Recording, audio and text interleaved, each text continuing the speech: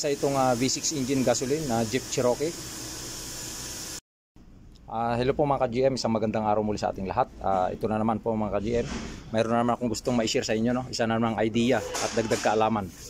Bali ito, isa itong Jeep Grand Cherokee, yung model itong sakyan na to. Tapos V6 engine siya, no?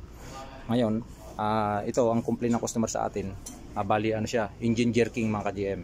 Pagka nagre-reverse siya o kaya nagda-drive, pagka aarangkada na siya, mag-accelerate, nagkakaroon ng engine vibration o nagkakaroon ng engine jerking. So ngayon, ang nakita po natin, no, dito sa kanyang gusto ko lang may share din. Kaya like and share sa ating mga videos para magkaroon ng idea yung iba.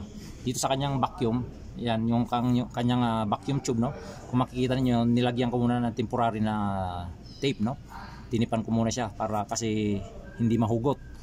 Kasi yan ang nangyari diyan mga ka-GM, lumulutong kasi itong plastic na ito. Lumulutong siya kaya nagkakaroon ng biyak dito sa may dugtungan, sa may joint niya rito, kaya natatanggal siya mga ka-GM. Yan, natanggal siya dyan, tapos yan papunta rito, tapos ito papunta rito sa ilalim. Ganon din dito sa ilalim mga ka-GM doon. Yan, bali nilagyan ko rin siya ng rito, ng tape, kasi nga lumutong na yung kanyang tube na to, no, plastic, kaya nabasag na siya at nahuhugot yung kanyang dyan, yung kanyang dugtungan, no. So kung makikita niyo dito, may valve siya dito. Ito kasi yung kumokontrol ng ng hangin.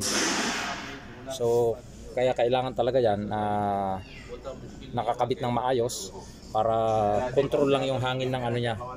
Yung hangin niya na pumapasok dito. So ayan po yung ating nakita diyan. Kaya nagkakaroon ng engine vibration. Bali vacuum leak, no? Vacuum leak ang nangyari. So ayan po, at like and share lang po sa ating mga videos.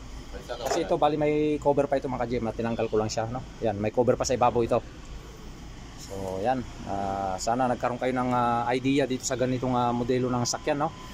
Jeep Grand Cherokee. So ayan, vacuum leaking siya mga ka-GM ang nangyari rito, kaya nagkakaroon ng engine vibration saka engine jerking pag nag-shifting ka ng gear.